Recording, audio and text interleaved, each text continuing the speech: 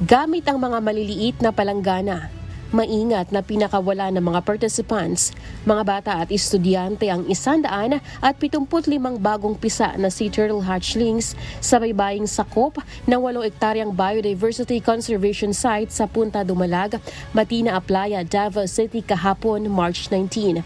Maliliit na pawikan ito na tinatawag na hawksbill sea turtle na kabilang sa critical endangered species o mga hayop na malapit ng maubos.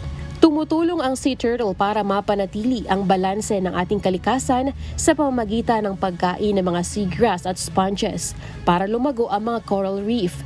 Nagiging nutrients ang kanilang eggshells sa mga baybayin para maiwasan ang coastal erosion.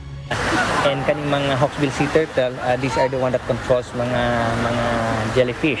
So take note kung dili siya balanse dakag jellyfish and delikado po, especially kung natin mga maligo, di ba?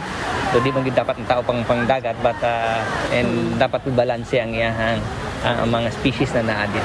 Ayon kay Fermin Idilion, dapat pangalagaan ng mga pawikan dahil isa lamang sa 1,000 itlog nito ang nabubuhay ng 10 hanggang 50 taong gulang o tinatawag na adult sea turtle.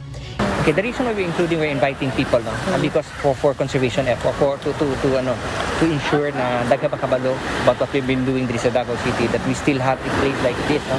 City, not only that we have Philippine Eagle, but we still have a place din sa Davao City rich in biodiversity. So if we spread more awareness regarding these issues, I think we can enlighten more people and encourage them to be environmentally conscious. That way we can not only help our turtles but also other endangered species po. Simula 2014, 9,237 na sea turtle na ang pinakawalan sa Biodiversity Park. 7 endangered rescue turtles na rin ang kasalukuyang nasa pangangalaga ng park. Kabilang dito ang hawksbill, green sea at olive redley. Nakatakdang pakawalan ng mga ito ngayong taon kung tuluyan na silang gumaling sa mga tinamong sugat.